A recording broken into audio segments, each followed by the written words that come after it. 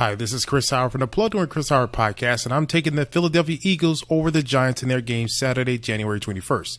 BetOnline has free odds and lines available online or on your mobile device. Visit betonline.net today.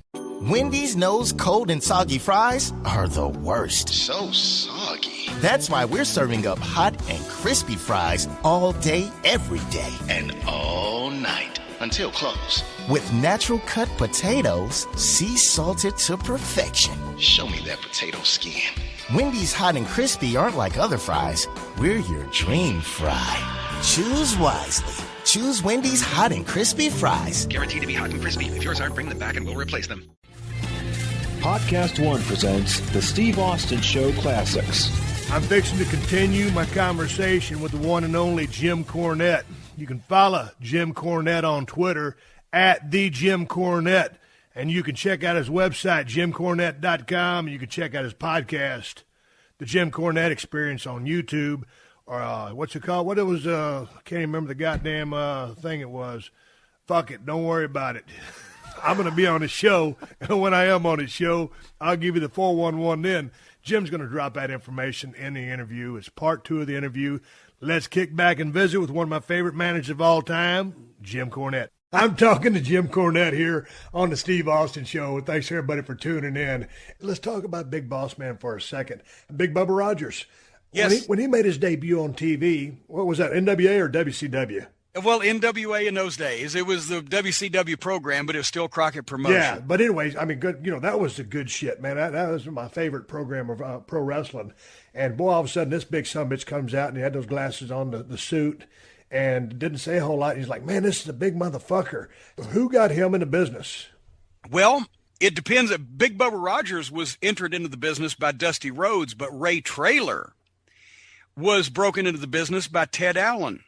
One of the Nightmares, and the guy who, Ted Allen was a Georgia native. He just passed away a few years ago, but he trained some guys up in Rome, Georgia, Marty Lundy, Arn Anderson's hometown. But basically, Ted would bring job guys to the Atlanta TV tapings on occasion, and one day he brought this big kid, Ray Traylor, who was 6'6" and 360 pounds, and had no tan, and didn't really have a great physique to him. And everybody's looking like, Jesus Christ, this guy is going to be a job guy. He's a giant. And I don't know whether it was Dusty's perverse sense of humor or whether they just drew straws and Dusty hadn't seen what the guy looked like, but he put Ray in a match with Tully Blanchard, and Tully on a good day, 5'10" and 205 pounds, right? Yeah. Tully's finish was the slingshot suplex. Yeah. And so, Ray told him, I'll take it. And Tully kind of looked sideways, but okay, well, let's go for it. What the fuck? Ray Traylor at 6'6" and 360 pounds took the slingshot suplex from Tully Blanchard at 5'10" and 205. And Dusty saw that and said, I'm going to do something with that boy. And took him off TV. And the next day, he didn't have him on TV for 6 or 8 weeks. And he told me, he said, I'm getting you a bodyguard. And at the time, to be quite honest, I needed a bodyguard because we were having a lot of fan incidents and most of them were getting the better of me. And, when I was on the floor, the boys are in the ring. So I'm like, I'm happy. I'm like, I don't care who it is. Give me a bodyguard. I'm happy. And then he showed me this big son of a bitch. And talking to Ray just instantly, and it's funny to call him Ray because I've called him Bubba even after he was boss man. Yeah. Every time I saw him, I called him Bubba. But he was a nice guy. He was fun to be around. He had a great sense of humor. He was into the business without being markish. But basically, he had like 12, 13 matches. That's it. And Dusty said, we're going to call him Big Bubba Rogers. He's going to be your bodyguard from Louisville, Kentucky, that your mama has sent down because all these bad wrestlers is trying to get a hold of you, right? And so, dressed him up in a suit and the sunglasses and the hat. And I came up with the Peter Gunn music. I said, this is great. Well, let's play it. Doon, doon, doon, doon, doon, doon, doon, doon, doon. And we could do that then because it was the Wild West. It was commercial music. What the fuck? And Dusty had him, the idea was that Bubba would sell nothing. He was impervious to pain. He was unstoppable, and he was building up himself a main event opponent while getting heat on me in the midnight at the same time because having this huge giant bodyguard with us. So it ended up Bubba, he basically put him on television. He had him sell nothing. Then there's the infamous time that Dusty hit him over the head. Remember when me and Baby Doll were going to clash at the Great American Bash, and Baby Doll was doing a workout to show what Magnum TA and Dusty Rhodes had taught her. And no, actually, I was doing the workout, and Baby Doll came in and belly to bellied my opponent, Randy Mulkey. And then Bubba's going to menace her, and Dusty comes in with a wooden folding chair. And point being, he hits Bubba over the head with the wooden folding chair. Now, he had told Klondike Bill beforehand, gimmick the chair so the chair will break, right? Okay. So when Dusty comes in, he hits Bubba over the head with his folding chair. The chair exploded. It horse-collared around Bubba's neck. Didn't even knock his hat or glasses off. And Dusty backs up for the first time ever. Dusty Rhodes, the American Dream, is backing up from somebody. Yeah. And Bubba just calmly took the chair off from over his head, took his hat off, took his glasses off, starts taking his jacket off. Here comes Magnum with a baseball bat. And the two of them together, I'm dragging Bubba out. He don't want to go, right? And what an impact that made. And we get back, and I told Klondike Bill, I said, Bill, what a job you did with that fucking chair. He said, oh, shit, I forgot. He didn't gimmick the chair. Dusty hit him so hard it just broke. And another time, Bubba took this so seriously. He was never to smile. He was never to speak. I used to try to crack him up on interviews, and he'd be biting his fucking lip, right? Blood would come down. But we go to the Omni in Atlanta in a fucking cab. And because that, the big stars, I mean, there's 400, 500 fans waiting out back of the Omni to see all these big wrestling stars come in. Here we come in a yellow cab, but they accepted it back then because, we were all paying our own road expenses. Yeah. And we get out of the cab, and while we're getting our bags, the cab driver, Bubba, leaned up against the cab to pick his bag up, and the cab driver slammed the door, and it latched on Bubba's fingers. What happened? And Bubba goes, hey, brother, the door, hey, brother, the door. And the guy said, oh, my God, and he grabs it, and he opens it, and Bubba pulls his hand out, sticks in his pocket, picks his bag up, starts walking back in the back door. And I'm behind him. I'm going, are you okay? And as soon as we got through the back door and the door closed, he fucking bent over, started screaming. He started crying, oh, motherfucker. Bubba had a high-pitched voice. Oh, yeah. And I'm like, are you all right? He said, yeah, I think I'm okay. I said, fuck, why didn't you sell that? He said, I couldn't sell. The fans were watching. That's the kind of dedication he had. And it just, finally, the reason why he left and went and got his break as Big Boss Man, but the reason why he gave his notice was Starrcade 87. It was the Midnight and Rock and Roll in a Scaffold match in Chicago, and they had Bubba go up there. They didn't have him take the bump off, but they had Bubba go up there and fucking do a little spot with Ricky Morton where Ricky ended up nut-shotting him and running away or whatever. And we all got our checks. We all got 10 grand apiece, and Bubba got 5. And Bubba said, you know what? I fucking climbed that fucking thing too, and I could have fallen off just like everybody else, and they shorted me. And right about that time, Hogan was looking for big monster opponents, and somebody had made the call, and he told me, he said, I got to go. I said, yeah, you got to go, because you're going to work with fucking Hulk Hogan in the WWF, so you got to go. You got to go now. And he gave his notice, and he went up there and became the Big Boss Man and made a ton of fucking money. Man, that was a great gimmick, too. And I finally ended up getting to go to WWF. I turned into Stone Cold. And my two Ray Traylor stories were, one time, back in the day, we'd go to, we'd spend a week in England, and then we'd go right to Germany, or Germany first, and then right to England. And, the boys, we're back here, it's a tour bus. It's a bus for the heels, a bus for the baby faces. Of course, man, we're living it up on the back of the bus. Everything's going around. We're drinking like fish. We're having a good time. We're working our ass off every single night. We're sold out. And I got a couple of shots. I'm working with Ray. And, of course, just like you said, everybody loved Big Boss Man, Ray Traylor, whatever you want to call him. And we were out there, we were working some town, whether it was England or Germany, I can't remember. And, Ray had a quick left hand. And, man, he hit me about 6 or 7 times with that motherfucker. And I was always very patient about potatoes in the ring because I work snug myself. And after he hit me that final one, because he was kind of haggard from all the party, and I was kind of haggard. And Earl Hebner, my buddy, was the referee of that match. And he kind of looks at me. He's got that little smirk on his face. He knows it's about time to send one back.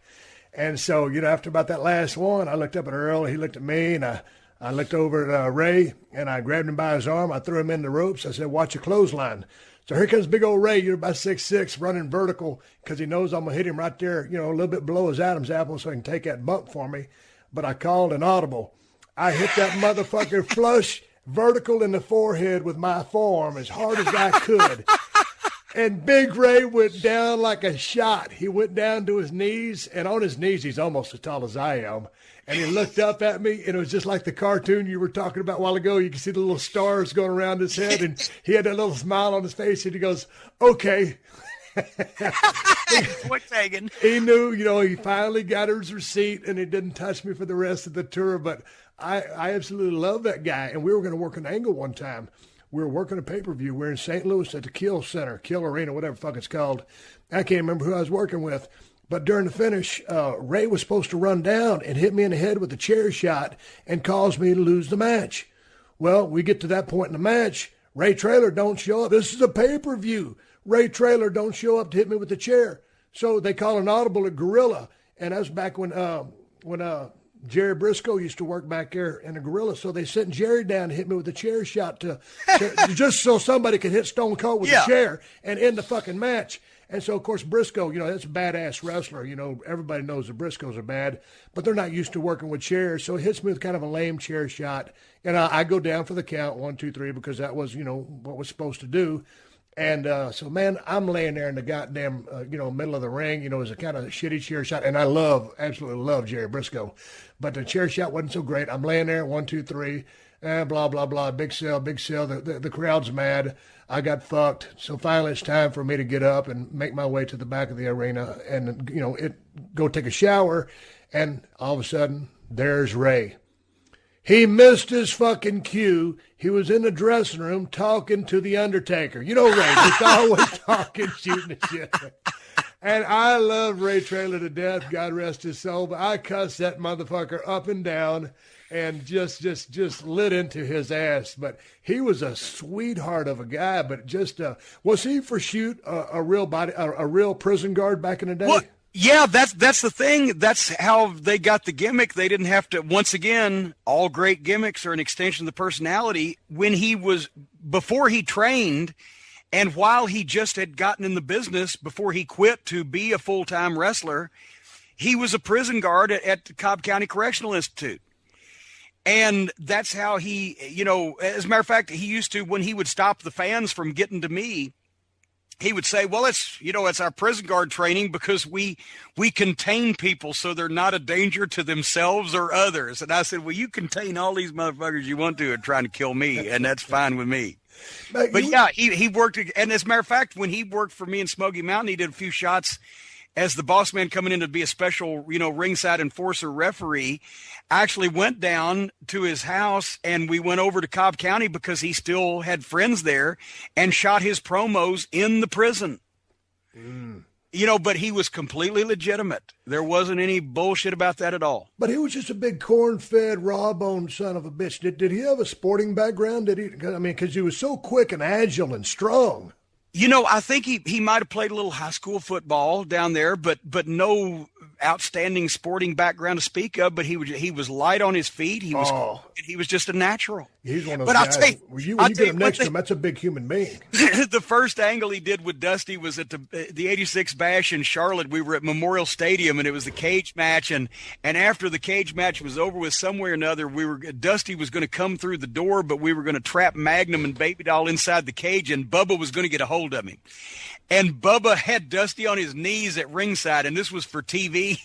And if you can hear this is what it sounded like, because Bubba literally had only had 12, 13 matches at this point. Every time he punched Dusty on the head, it sounded like that. They looked like shit, and they hurt. And you could see a bump coming up, and Dusty would go, oh, and we almost felt sorry for him. Yeah.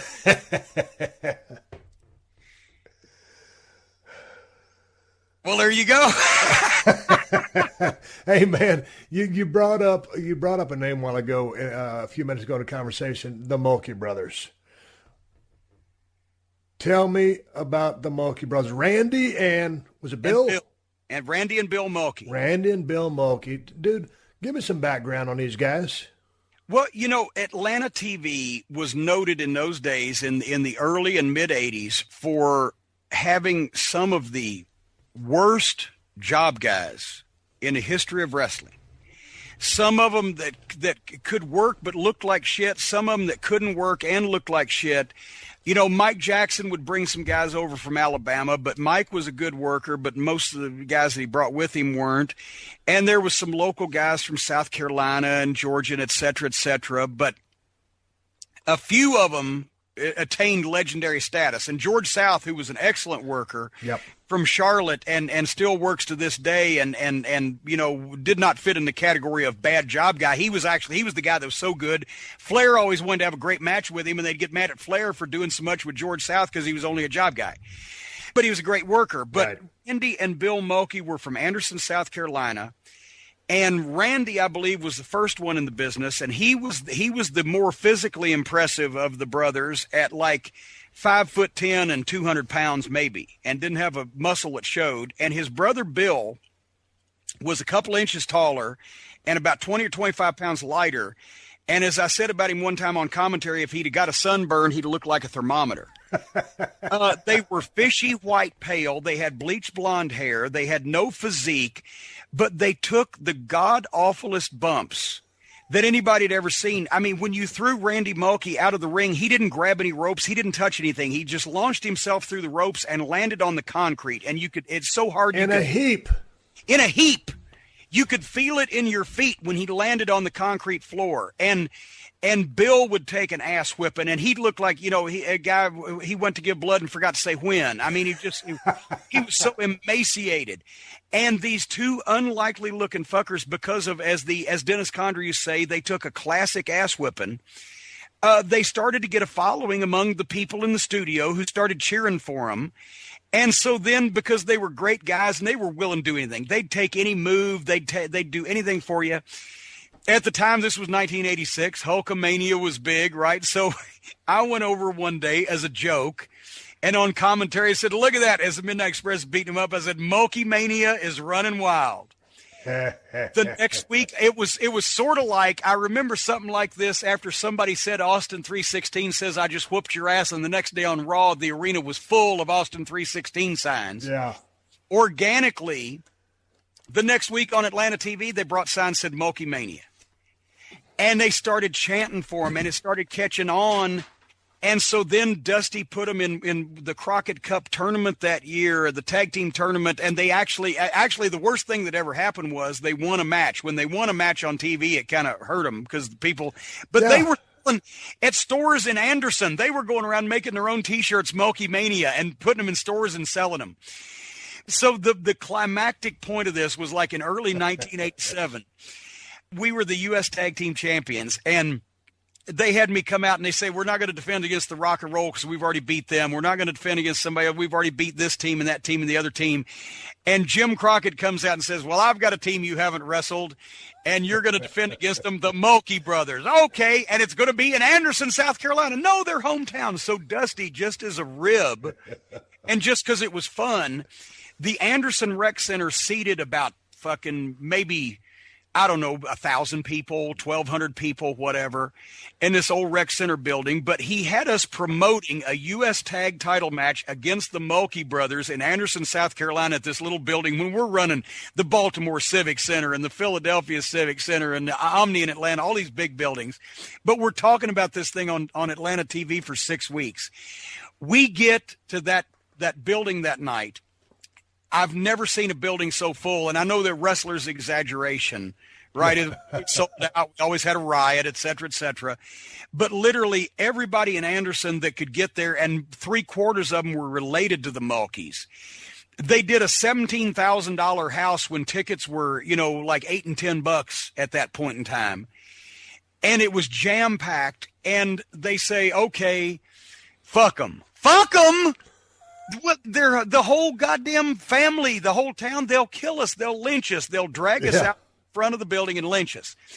So we had a 20-minute match with them and put them over as much as possible, and then beat got the heat on Bill Mulkey, and the boys kept calling, come back. And he was so blowed up, the first 3 rows of ringside were passing out of oxygen deprivation. Because Bill Mulkey was sucking so much air. They'd never had a match this long, right? Yeah. And finally, the simplest fuck we could think of was, I think it was Bill shot Bob Eaton in the corner, and Stan Lane, he was Bobby's partner at the time, hooked his tights, so when Bill tried for the monkey flip, he fell backwards on his head, and Bobby scooped his legs and pinned him 1, 2, 3. As soon as the 1, 2, 3 happened, we had put our bags at the back door, which we did often in those days, just for such an occasion. Yep. And immediately the boys rolled out, and we ran back before anybody knew the match was over. We ran back, grabbed our bags, and jumped in the car. And as we're peeling around the front of the building, we see the fans coming out. It looked like the villagers in Bavaria after the Frankenstein monster. They were carrying pitchforks and torches. We were already gone. We wouldn't have lived if we'd have stayed in that building. So they got mad. Oh my God. The hometown had been maligned there. So that was one of the most dangerous situations we were ever in, was against the Mulkey brothers in Anderson, South Carolina. That's back in the good old days when you could get some real heat. Right now, Jim, I'm looking at the Midnight Express and Jim Cornette, the 25th anniversary scrapbook by yourself with Tim Ash that you sent my way. I'm on page 121 of this illustrious piece of history. And there's a picture of you abusing Earl Hebner. When did you first meet Earl Hebner? He's one of my favorite referees to work with. How'd you get along with him?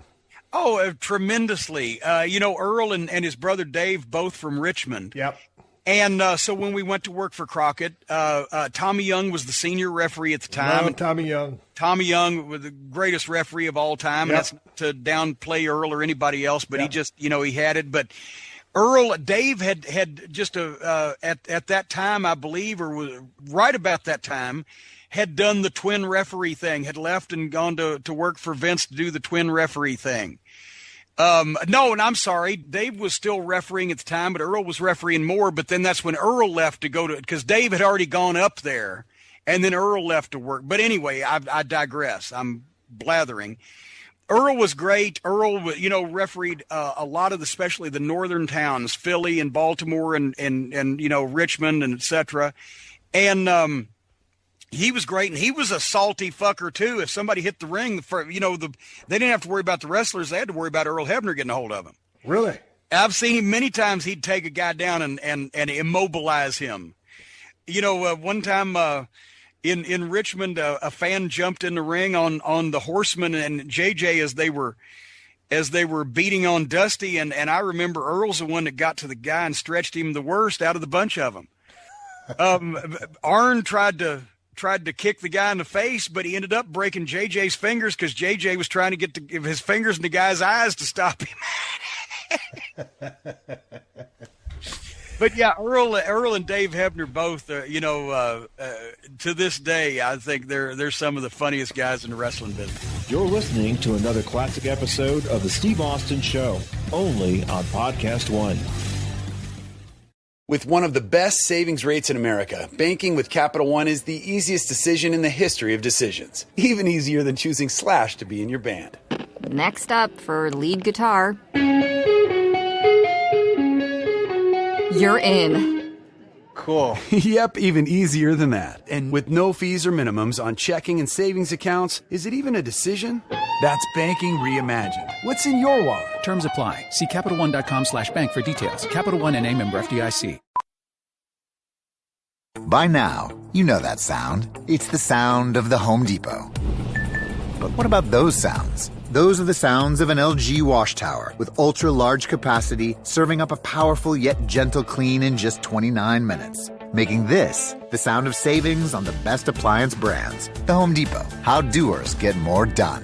Get up to 25% off the LG wash tower with ultra-large capacity and reduced wash time. Pricing valid January 5th through January 25th, 2023. Gas dryer extra. U.S. only. See store or online for details.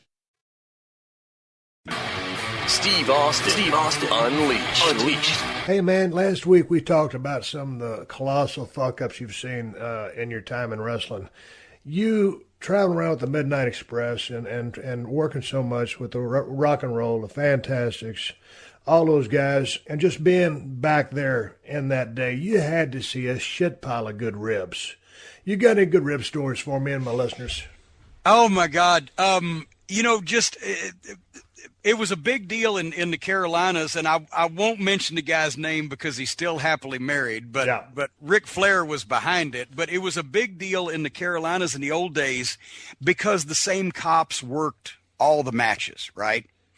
And so you got to know the cops, and they were legitimate city police officers. Well, it was a big deal back in those days for them to come in and arrest a guy in the locker room for statutory rape or some horrible offense and take him out and put him in a cop car. And he got to be going, I didn't know that they were 17 and blah, blah, blah. One time they did it to me because I was wrestling with, I was managing the Midnight. They were wrestling Dusty and Magnum in Charlotte. And I poked Dusty with the tennis racket. And here came this fan that we didn't even see. And I had two cops sitting behind me, squatted down, sitting on the railing behind me. But this guy ran from such a distance that he basically hurdled the rail and the two cops and just drilled me right in the back of the head with a straight right shot. And it would have knocked me out if I'd have saw it coming. Yeah. But it just, and then he grabs me in a headlock and he's trying to get to me and the cops are trying to pull him off. And I can't get separated from him enough to get a swing with a racket or a fist or anything because he's got a hold of me and it's a big clusterfuck. And here comes Dusty. Dusty's going to save the day. Dusty comes through the ropes and cross bodies all of us. Me, the Mark, and like 6 or 8 cops, and we all go down. And when we get up, I see that I'm going to get one shot at this motherfucker, right? He got one on me. I'm going to get one on him. And I haul off and try to football kick him in the ribs in the pile of all this shit. And I ended up kicking one of the cops in the leg. I'm like, I'm sorry. Well, about a week or two later, they come into Spartanburg at the Memorial Auditorium in the locker room. And they've got a warrant for my arrest for assault on a police officer. And I'm shitting. I'm like, but no, you understand. Doug Dillinger, you were there. He's a cop. You were there. You understand. I didn't mean, I'm sorry. And the guys are turning away from me. And I'm like calling for anybody named Crockett and Baby Doll. And I feel bad about this day. Baby Doll is sitting there in the middle of the locker rooms. She had a little room, one side was heel, one side was babyface. She's the only girl. So she sits in the middle where she can, dress and not be in the room with the guys. She's laughing, trying to cover up. She's laughing because she was in on it. But I didn't know what the fuck. And I turned her, I'm like, what are you laughing at, you fat fucking hog? Oh, no. I was real stiff with her. She got mad at me. But, I'm being arrested, right? And I'm being hauled out in handcuffs. And then they said, before we put you in the car, read the arrest warrant. And I read the warrant. It was signed by Big Daddy Jimmy Crockett. And then they started laughing. I'm like, oh, okay. Bobby Eaton was the simple ribber. He was the guy that when you get out of the car to take a piss at a gas station bathroom, he'd take your full soft drink cup with the straw in it, and he'd tie a knot in the bottom of the straw and stick it back through so when you tried to take a drink, your head would cave in. And he had the fake dog turd, had milk or, whatever. He did the simple stuff like that. Stan was the production number ribber. Right? He was the guy one night in Memphis, Killer Carl Krupp had come back into territory. And this was a variation on the old classic wrestling Mabel rib, the Mabel rib. This has been done in every territory. What's the Mabel rib? Well, it's basically the gist of it is this. Krupp had come back in the territory, that ugly, bald-headed German, and he asking around if the girl that he used to see was still around the matches. Well, the girl was still around the matches because she was still around Stan right at the time. But they said, no, we haven't seen her. We don't know where she's at. Well, later on that night at the hotel, she's in Stan's room, and she calls Killer Carl Krupp's room, and he answers the phone, and let's say her name was Mabel because that's where it comes from. Oh, Mabel. It's so good to hear from you again, sweetie. I've missed you so much since I've been gone. Well, Carl, I can't come to the matches anymore because, well, my husband, he got out of prison. And he's back now, and he's very jealous. And, oh, my God, if he knew what had gone on between us, I don't know what he'd do. That's why I don't want to cause any trouble. That's why I haven't been – oh, as a matter of fact, hold on. I think he might be coming home now. I'll call you back. Click. So then about 15 or 20 minutes later – she calls back. Oh, I thought it was him, but it wasn't. But like I said, he's very jealous. And since he's been out of prison, he just doesn't let me go anywhere. So I don't want to cause any trouble.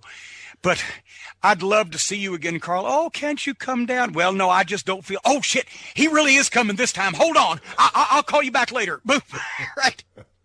15 minutes later, he calls back. She calls back again. He answers the phone. Hello, Carl. Now she's crying. Carl, I don't know how to tell you this. What, Mabel? What's wrong? Oh, Carl, he caught me on the phone. He's so jealous. He knew I was talking to somebody, and he made me tell him who I was talking to. And you did? And he made me tell him what we've done. You did? And he made me tell him where you are. You did. And Carl, he's got a gun. This time, Carl's the one that hangs up the phone. Stan and Mabel run to the fucking curtains because they can see across the breezeway where Croup's room is, right? Here he comes out of the door carrying his bag with a pair of shorts and flip-flops and his shirt over his shoulder, running to his car, gets in the car and drives off and never comes back to that hotel room. They see him the next day. Stan sees him the next day in the locker room and is like, Carl, hey, did you have a good night? How did you sleep? Oh, I was fine. I just decided to come over here, get the trip out of the way. That's the Mabel rib. But I mean, there were endless. There were so many. Mr. Fuji. He actually, in the Knoxville territory, he went so far as to spend like $1,000 one time to rib this guy. The guy came out of his apartment, got in his car, stuck his key in, and turned it, and the engine didn't turn over. And when he got out to look under the hood, it was because there was no engine. Fuji had a guy come and take the guy's engine out, and then later on paid to have it put back in, but just to see the guy's face when he opened his hood and all he saw was parking lot. Hey, what was the deal with Bobby Eaton? Back when we were in WCW, me and Bobby Eaton and Dustin Rhodes, center stage, there's one of those hallways back there, and we always used to dress back there. And, Bobby Eaton always used to travel with that duffel bag. Yeah. And it was like a convenience store. And, Bobby, he gets like, God damn it, boy, what you need? Toothbrush? Oh, I got a toothbrush. Toothpaste, bubble gum, a sewing kit. Whatever you needed, Bobby had. He was one of the nicest guys in the history of the business. I don't know anybody that has anything bad to say about Bobby Eaton. He's one of the greatest workers of all time. But what was the deal with his bag? He had one of everything. Bobby liked to be prepared. And he would carry these bags that looked like body bags. There were the hugest bags. And I mean, especially when we were driving, but even flying, he would carry everything. He'd have 5 or 6 towels. He always carried extra towels. It used to be a game. Sometimes, like the Steiners would go up and ask for off-brand shit like, hey, Bobby, you got any silverware? And he'd come out with silverware. I mean, he always had everything. He was prepared for every eventuality, but at the same time, he would give it all away. I mean, one time we worked Reunion Arena in Dallas when we were working for the Von Erichs, and we go to, you remember at the time, even back in the 80s, that it was not the greatest neighborhood in some areas around Reunion Arena, that we found a beer store, a little convenience store. And, Bobby's going to go in and get his usual thing was Miller. Dennis might get some beer, might get some meat sticks. I'd get, my daggum, gas station sandwich and a Pepsi or whatever at that point. And so we get back in the car and there's all these bums hanging around. And Bobby is in there forever. And we're like, what the fuck? And finally he comes out. Some guys hit him with a hard luck story. He comes out with his arm around the guy. The guy he had a brand new cigar in his mouth. He was carrying a bottle of whiskey and another bag of groceries. And Bobby was patting him on the back saying, good luck, brother. Good luck, fella. And of course, then Bobby gets in the car and the bum turned and started walking down the side of the convenience store, and he was instantly mugged, 15 feet away by all these other bums around to get all his shit. But Bobby could not buy somebody something or give somebody something or just, help somebody out. Hey, man, you manage, singles wrestlers, tag teams. I mean, to me, you and the Midnight Express, that's just the first thing that comes to my mind when I think of Midnight or you. But speaking about tag teams, as you've been around so many of them, taking Midnight Express out of the equation, who are some of your favorite tag teams that you either enjoyed working with or just watching as a pure fan? Oh, God, well, working with, obviously, the Rock and Roll, obviously I the love the Fantastics. Rock and Roll Express. I love the Fantastics, too. You know, and I mean, the Rock and Roll, you could start a riot because Ricky Morton could sell to the point where, and also when he would sweat and the sweat would be running down his face and he got that pained look on his face, it looked like he was crying. Yeah. And he would reach out to the people in the front row and with his hand and he would mouth the words, "Help me," and they would. And he was a good looking, he was a good looking guy, and he was just, he could really place himself he could be very vulnerable. As fiery as he was, because they both had great fire, but Ricky could sell his ass off. Yes, and that's become a phrase, selling like Ricky Morton. Yep. You know, and so the Rock and Roll and the Fantastics and the Road Warriors and Tully and Arn, and those guys were great to work with. As far as who I liked watching, you know, I didn't get a chance to see them live in person, but I've seen films. Stevens and Bockwinkel to me were fantastic. Ray Stevens and Nick Bockwinkel in the AWA. I always enjoyed one of my favorite tag teams, and actually a team that nobody really remembers because they were always on top in main events in Tennessee. Back in the 70s, Tennessee was 3 different territories. It was the Memphis End for Jerry Jarrett. It was the Middle Tennessee territory for Nick Goulas, and it was the East Tennessee territory for the Fullers Southeastern Wrestling. And Phil Hickerson and Dennis Condrey were my favorite heel tag team to watch. Phil was an old redneck, pot-bellied fucking guy that could cut a heck of a promo and threw a mean fist, but he could move. And Dennis was his younger and smaller partner, but they meshed perfectly, and they spent about 5 years rotating between those 3 Tennessee territories, always main eventing, but they had great matches with everybody. Loved watching them. I was always big on the heel teams when I was a kid, anywhere from Kurt and Carl Von Bronner to the interns with Ken Ramey to, you know, Don and Al Green, the original Heavenly Bodies. Tennessee was a tag team territory, so there were just, you know, oodles of tag teams. The Valiant Brothers, I was always a mark for because, you know, the bleach blonde, hoo-ha, woo, Missy, you know, and they worked for Bruiser, and I got a chance to see them. But just, you know, any great tag team that traveled together with each other and went from territory to territory and really had experience, I enjoyed tag team wrestling. And you talk, I guess, I hope Phil Hickerson doesn't listen to this. If this is really Stone Cold Steve Austin Show Unleashed, I'll tell you another rib that involves, because I was going to save this for my tour of the United Kingdom, because I figure if I left the United States and actually told it over there that Hickerson wouldn't find me and kill me. But I told Dennis Condrey I was telling this story places, so he let me. One of the great ribs that Dennis actually ever pulled was with his partner Phil Hickerson, and we can tell it because this is the Unleashed program and we can say these things. They were working Tennessee, and this was back in the late 70s, and you remember Tojo Yamamoto. Oh, yeah.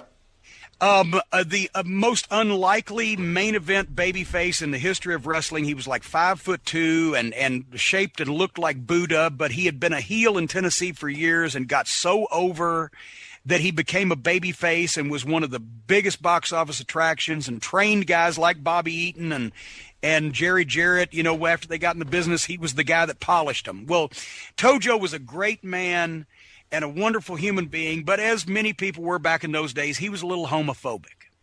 And he always used to look at Phil Hickerson and Dennis Condrey sideways because Dennis had the bleach blonde long hair and Dennis had a big set of lips on the ass of his tights. They just did everything to get heat, right? Yeah. They could. And they would do the old heel stuff where Dennis would run on his knees away from the baby face and hug Phil. Yeah, yeah. And Phil would look around, and that's where we got a lot of that Midnight Express stuff. Where, we did it ourselves. Yeah, Dennis would hug Bobby. I'd hug Bobby. I'd kiss him on the cheek. Everything was all playing on people's, fucking various prejudices. Anyway, Dennis Condrey, unbelievably enough, because Phil trusted him, was able to convince Phil that it would be a wonderful rib, because Tojo was homophobic, if in Louisville, you remember when you came back to the locker room, you had to come downstairs, you had to turn right and go in one of those rooms.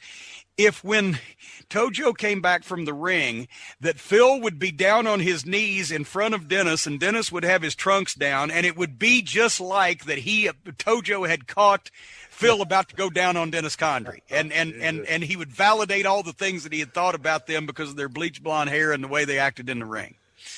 Phil went along with this. So they've got somebody watching for when Tojo's coming. And they get the word, and Phil is down on his knees in front of Dennis, and Dennis even added to it right at the end. He said, have your mouth way open, right? Where you're just about to take it in. And Phil's like, okay. And so Phil's down on his knees with his mouth wide open. Dennis has his trunks down, standing in front of him. And, of course, Phil is looking to the side, right? Like so he can see Tojo's face when Tojo comes in and catches this alleged scene. And right as Tojo came around the corner, Dennis grabbed the back of Phil's head and shoved his dick all the way down his throat. And he said his tongue felt like sandpaper. And Phil came up off his knees and chased Dennis out the back of the Louisville Gardens, down the street, down Armour Place, turned right on 3rd Street, didn't speak to him for 3 or 4 days. And it remains one of the classic examples of the double reverse rib in history of wrestling, where the person that got ribbed was actually in on the rib to rib someone else until the rib turned. And of course, Tojo didn't know what to think. He didn't know what to think about the whole thing, but it was, that's the kind of. That's one of the greatest stories I've ever heard in my life.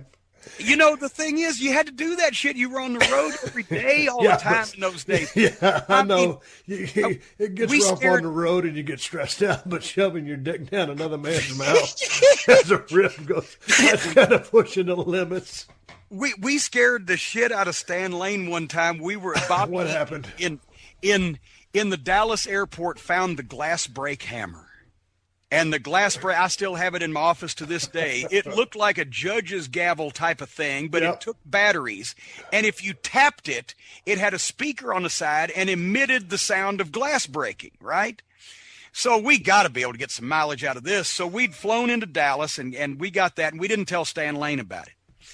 So we're riding back from the show that night, wherever it was outside of Dallas, going back to our hotel, and it's about 1 o'clock in the morning, and those old Texas roads, and we're going through, and all of a sudden we say, well, here, this town, Stan, when Dennis was part of the team before you joined us, why, we ran a spot show for the Von Erichs in this town and at the high school, and we were leaving, and son of a bitch, wouldn't you know, one of the fans was so mad he threw a brick right through Dennis Condrey's windshield when we were leaving his town. And, well, wouldn't you know, there's the high school right there. And as Stan turns around, I've had this hammer for 140 miles, right, in the back seat. Bobby's driving for once. And as Stan turns to look at the high school, I hit that glass break hammer on the fucking window right next to his head, and that glass breaking went off. He jumped backwards into Bobby's lap and broke into a kung fu stance, and I thought he was going to shit himself. We used to use props and shit like that. And it broke up the monotony. You had to do something, but it wasn't like Bad Ribs where we like destroyed people's property. No, like that's yeah, that's the kind of. I never was big into the ribs. I certainly didn't like getting ribbed, and I didn't really rib anybody, but I certainly enjoyed watching ribs. But the guys that ribbed with malicious intent, that wasn't what it was about. It was about making the guys laugh and entertaining each other. I had a quick Tojo story. I just, I'd been in Dallas for like 2 months. They were beating the shit out of me on Friday nights and Saturday mornings in the Sportatorium. And then I was working full-time on the freight dock, and that's when I asked Jerry Jarrett, hey, when can I start working full-time? And he says, hell, Steve, I think you're ready now. I wasn't, but he said, I think you're ready now, so you're not going to argue with the promoter, right?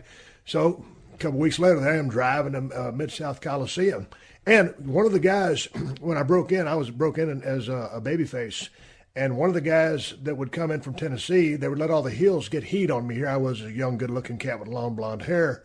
One of the heels that used to kick the shit out of me on occasion was one P.Y. Chuhai, which is Phil Hickerson you spoke of in the rib.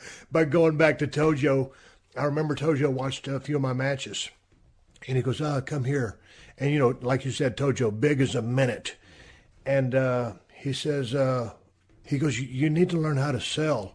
And, I'm the young guy, jacked up, 2 months in the business, don't know where to shit or wind my watch, still, trying to be a tough guy in the ring and not wanting to be vulnerable, the exact opposite of what you want to be as a babyface.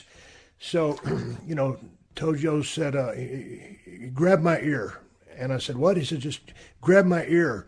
And he showed me, he grabbed my earlobe. So I reached out and I just barely grabbed Tojo's earlobe. And he just put his hands up to his head and he made that face like I just almost killed him. That's how bad me touching his earlobe. And he goes, that's sell. And that's when a fucking light bulb went off in my head. And I was like, oh, I get it. You know what I'm saying? Tojo taught me, really how to sell by letting, me grab his earlobe and him showing me how painful it was. If the people in the goddamn crowd can't see that this stuff that is happening to you is hurting and affecting you, they don't give a flying fuck. Well, exactly. And, that's why they always used to give the young kids to Tojo to season because, Bobby broke in just by, setting the ring up when he was 14 and practicing with a friend of his. They ended up teaching themselves. He was never formally trained, and he ended up starting to do jobs under a mask on TV when he was 15 years old, the Brown Bomber, and then then he got a spot with Nick Goulas, but they would give Jerry Jarrett was trained by Tojo then, and Bobby Eaton was trained by Tojo, and so many of the Tommy Rich, so many of the young guys with Jerry Jarrett. He would ride with Tojo, and Tojo would grab Jerry's ear and fucking crank down on the earlobe. And really? Jerry would go, oh, my God. And he would see your face, look in the mirror, see your face. Now, you make that face no pain, you sell. Right? That was, and he would break it down, like you said, to the simplest of terms. And Tojo could start a riot with a toothpick. He, especially in the old days of the small town shows, when he was a heel, he would have the baby face down and get a wrist lock on him, and he would take a toothpick out of his tights. And the referee, of course, couldn't see it because it was behind the, he was using his body to block it, right? Behind the referee's back. He would take the toothpick and he would be starting to dig under the babyface's fingernail, and the babyface would sell and scream, and then he'd put the toothpick back and he'd take it out again and he'd do it again.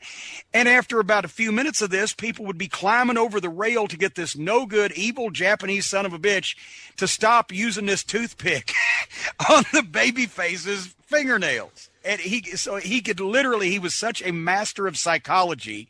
He looked like nothing you would imagine that a wrestler should look like, but he had so much heat from when he was a heel doing things like that when he switched babyface, people said, okay, now finally he's going to beat up the guys we don't like and do all these horrible things to them. And then he'd hit them with the heels with the wooden shoe, or he'd use a chop and they would fly. And he was an institution to this day. Once again, when you ask people in Memphis, name a professional wrestler, generally, it's Jerry Lawler, Sputnik Monroe, Tojo Yamamoto, Jackie Fargo. Right. That's who they name rather than Hulk Hogan or Ric Flair or whatever, because it was it was like El Santo in Mexico. Yeah. It wasn't just showbiz then. It was a cultural identity of that part of the country that those wrestlers were the big sports heroes. Hey, one time quick Tojo story. One time we were wrestling Nashville at the fairgrounds Saturday night. At the most, he carried that briefcase. And Tojo obviously was a veteran. He always, kept his head on a swivel, but this time he did not. And he had so much heat. There was this old lady, I guarantee you, Jim, she had to have been damn near 90 years old. And you know how those old people love their fucking wrestling. And this was back when wrestling was still real, quote unquote. You know what I'm saying? And Tojo wasn't watching what was going on. I was there on the ringside, and all of a sudden I look up. Next thing I know, that old lady had gotten up, picked up her chair, folded it, and hit Tojo just like you hit a nail with a hammer, just hit directly down on the top of his skull. And damn near knocked poor Tojo out. And you could see the goddamn stars kind of flying over his head. And, he maintained his composure. And the security guard, whatever it was, got the chair from the old lady. They basically just sat her down, didn't remove her because she was 90 years old. But that lady knocked the flying fuck out of Tojo. It was the damnedest thing I'd ever seen. That's what I miss so much, I guess, about the business is people taking it seriously. Well, because let's, the atmosphere was so different. But the people within the promotion have to take the storyline seriously to begin with. Yeah. And that's where it starts. But yeah, man, I mean, god dang, when I watch something, I want to believe what I'm seeing, but what I'm being presented has to be, perceived as real or presented as real. You and I were talking the other day, yesterday. Goddamn, we fucked off 2 hours of because of my technology problems of a podcast, and we keep calling each other. And as soon as we start talking, we can't stop talking. But you and I were talking about UFC the other day because you left me a message that you were watching the pay-per-view. I was watching the same one too because I'm a big fan as well. And we were talking about UFC does a lot of things these days better than pro wrestling, when pro wrestling is basically what the UFC is doing now, but it was the fucking work. Yeah. Right now, the most successful pro wrestling promotion in the world is the UFC because they hype the fights the same. The whole concept is basically, it's so simple. We're going to make you think that this guy that you're probably predisposed to dislike and this guy that you're hopefully predisposed to like are the two baddest motherfuckers in this weight classification or in this division on the planet. And we're going to put them in a trajectory to meet each other, and we're going to sell tickets to see the fight and what's going to happen. And then they trash talk each other. Not over the top, but enough to be believable. There's a grudge, there's an issue, they hype their fight, and they have their fight. And the fact that it happens to be real is the only difference between that and old-time pro wrestling. And, you saw it in the reactions of the crowds, in the arenas, you see it.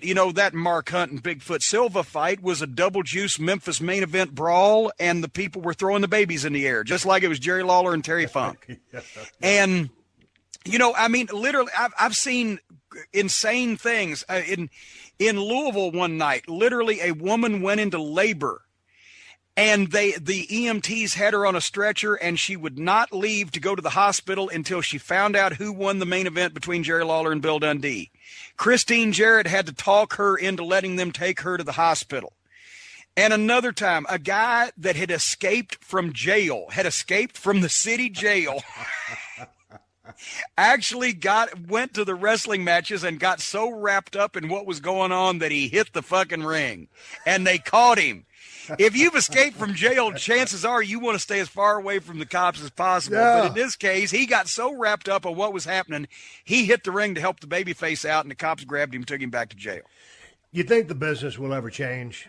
You think it's too far to the side that it is? And I'm not going to be derogatory because I'm still a part of the company. I still love wrestling, but okay, I'll speak. I think if you start taking yourself and your storyline seriously and weed out a little bit of the comedy, people will start taking the product seriously again. I think that, as Dutch Mantell, who we've both learned a lot from, yes, has said, you can't put the toothpaste back in the tube. Right. I don't think it's ever going to be what it once was in terms of the people taking it completely seriously. And some people, and I'm not going to go off on a Russo jag here, but Russo was just so gobsmacked to hear one time when we were talking in the car, when we first met each other, we actually did associate and ride together and speak to each other and everything. He couldn't believe, he looked at me like I had steaming turds hanging out of my mouth when I told him that people used to think wrestling was real. Because he grew up in New York and it's the center of the universe and everybody's the smartest people in the world there is what he thought. And that, oh no, I said, just because people in your backyard didn't take it seriously doesn't mean people anywhere else didn't take it seriously. But he couldn't look at it from that standpoint. He could never approach it from that philosophy.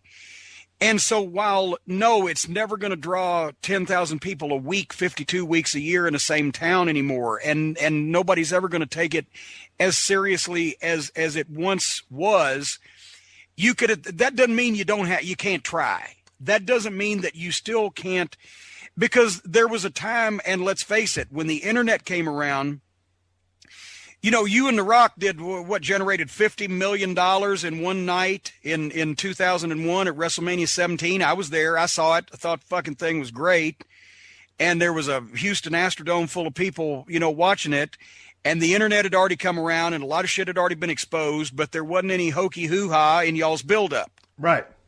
So you can try and you can make the effort and you can You know, as we've talked about before, and it may have been on the lost episode that, you know, one of these days will be out there floating around in the ether that we did. But Terry Funk always said, and I brought this up to you on a phone call we had also, because you and Bret Hart at WrestleMania in Chicago in '97 reminded me of this. Terry Funk always said, I can't make them believe that wrestling is real, but I can make them believe I'm real. Right. People naturally want to, if they enjoy something, they want to believe in it. If they don't like something, they look for every reason they can to take the piss out of it. Right. But if they like something, they want to believe in it. And so even if they don't believe in wrestling, they can believe in personalities. And if anybody's given the opportunity to play it straight, if anybody's given the opportunity to present themselves as legitimate, and then if they have the talent to do so, yes, there'll always be drawing cards, but sometimes, unfortunately, it's this guy sells tickets in spite of his push rather than because of his push. Right. And that's the sad thing. It is. It is. Again, going back to the Dutch Mantel thing, you can't put the toothpaste back in the toothpaste container, but you know, it is what it is. Man, I'm just a fan of serious wrestling. The product in the ring is about championship gold and real emotions and winning and losing and all the other horseshit stuff that you can throw in to make a great storyline. But hey, man, while ago, before we wrap this up, you mentioned you were fixing to go on a trip to the UK. I am, and everybody that knows me is gobsmacked over that, bumfuzzled even. Let's talk about that. So what's going on? What's the tour? How long? Where will you be? Well, you know, the reason I have never appeared in 30-something years in wrestling, I have never appeared outside the continental United States and Canada, because everybody knows that I shake like crazy when I'm on a plane. I'm claustrophobic. I'm a free perspirer. I'm a control freak. I'm afraid of heights. You know, the whole thing, being in a metal tube going 500 miles an hour, 5 miles over the ocean, you know, for hours at a time is not my idea of fun. But having said that, my wife loves England and has always wanted me to take her there. So that plays a part in it. But Alex Shane, who does Wrestle Talk TV, and a guy named James Dixon, who's written a number of books and wrestled over there, they contacted me over the summer and we started talking. And besides a generous financial offer, I got started thinking, you know, I haven't been on a plane in 10 years now. And how shitty must my luck be if I take 2 plane flights and something happens on one of them after I haven't been on a plane in 10 years? Maybe I deserve it. And so we put the tour together, and we're going to start off February 17th in Glasgow, Scotland. And we're going to do Manchester and Birmingham and London at the Leicester Square Theatre, and then up in Cardiff, Wales. It's going to be one-man shows, sort of like Mick Foley says. I don't want to call it stand-up. I don't know if it's Q&A. It's me doing what we do, what we're doing here. Right. Answering questions, talking to people, meet and greets. It's like it's going to be the Bruce Springsteen of Q&As, because I will not leave the stage until I'm covered with sweat and everybody's physically spent. It's a once-in-a-lifetime opportunity. I'm also going to do a couple of VIP dinners and a couple of wrestling school seminars. I'm going to be over there for a couple of weeks. We're going to get some vacation in also, and I'm really looking forward to it. It's something I've never done. I want to visit some of these places. It's the Jim Cornette Experience Live, but we're calling it, for all you Sex Pistols fans out there, a corny in the UK. And you can go to jimcornettelive.co.uk for tickets and information, or if that's too much to remember, just go to jimcornette.com and click on events and appearances on the UK tour, and it'll take you right there where you can buy tickets for the meet and greets. We're going to have merchandise available. We're shooting these programs. We're actually even talking now about doing a documentary, because people think there's probably going to be some entertainment value out of me not only driving on the wrong side of the road, but also seeing some of these things for the first time ever at past 50 years of age. So that it's the end of the last 2 weeks of February. We're going to have a ball, and I encourage everybody, if you're in the sound of my voice over there in Scotland or the UK, to check it out and come see me. Come up and see me sometime. I promise you won't be disappointed. We're going to bullshit to the end of bullshit. So how long can the shows last? You got to have kind of a set time to get in and out of the building. We do. They're actually making me take an intermission because the buildings want to sell, concessions. I'm like, once I get cranked up, but we're going to take a break in between. But we're looking at 2 to 3 hour deals by the time, plus, meet and greet either before or afterwards by the time that everything gets started and gets finished.